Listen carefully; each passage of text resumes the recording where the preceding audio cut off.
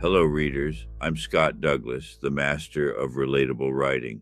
Today, we're embarking on a journey you'll never forget, a train ride through the frozen heart of Quebec that turns into a high stakes game of survival. Welcome to the La Belle Province. It's a sanctuary of wood paneling and velvet, carving through the lonely, moonlit wilderness.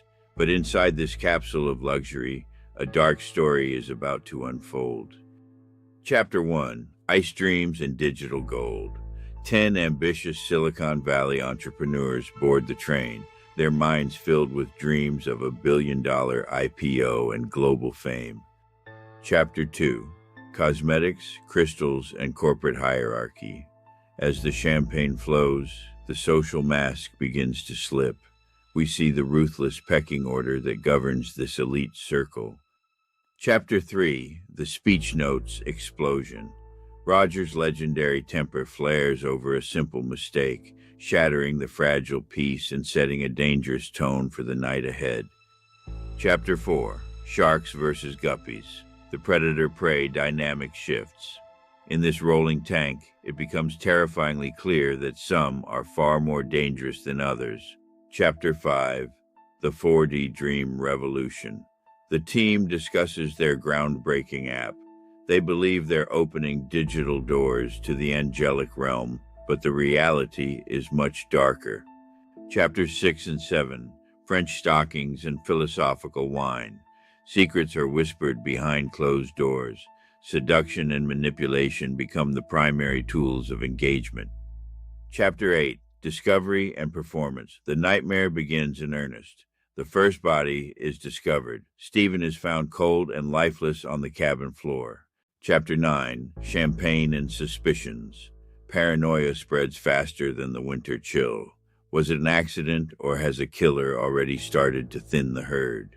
Chapter 10: Strip Poker and Seduction Games. A desperate, almost hysterical act of rebellion to blot out the memory of the dead man in the baggage car. Chapter 11: Suicide Under the Stars. Another discovery. Tim is found with a bullet hole in his temple, a perfect theatrical tableau of self-destruction. Or is it? Chapter 12: The Council of Fear. The survivors gather in the dimly lit dining car. They realize the comfortable illusion of safety has evaporated completely. Chapters 13 and 14: And Then There Were 7. The baggage car is now a crowded morgue. The bodies are no longer people, but perishable goods. Chapter 15: Locked Doors. One by one, they retreat to their cabins. Every click of a lock is a sharp report in the heavy, terrifying silence. Chapter 16: Breakfast Revelations. Martha drops a devastating bombshell about hidden marriages and secret greed, rearranging their entire social universe over an omelet. Chapter 17: The Council of the Condemned. The argument reaches a breaking point.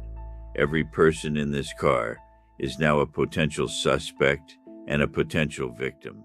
Chapter 18: A Celebration for One. Roger stews in his private cabin, surrounded by the justifications he has stacked like luggage. He is a man on a mission. Chapter 19: Hanky-panky. Truth sits badly in small rooms.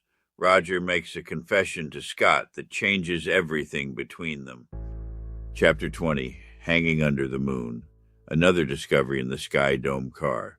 Scott meets a tragic domestic end, hanging in the pale moonlight. Chapter 21: The Broken Hearts Club. Grief becomes a form of architecture.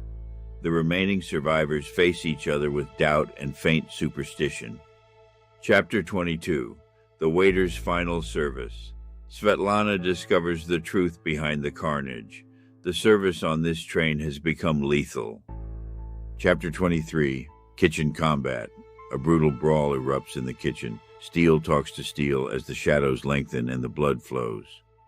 Chapter 24: Through the Plate Glass Window. Gross and Roger's violent confrontation reaches a shattering conclusion under the unblinking stare of the moon. Chapter 25: A Russian Winter. Svetlana and Martha's final calculating fight to the finish.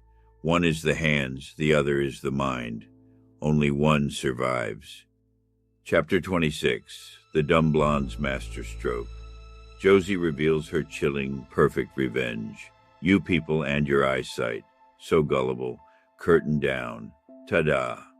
Chapter 27. Montreal Morning and Ukrainian Justice. Svetlana emerges from the carnage, fully paid and finally free, into the cold Montreal dawn.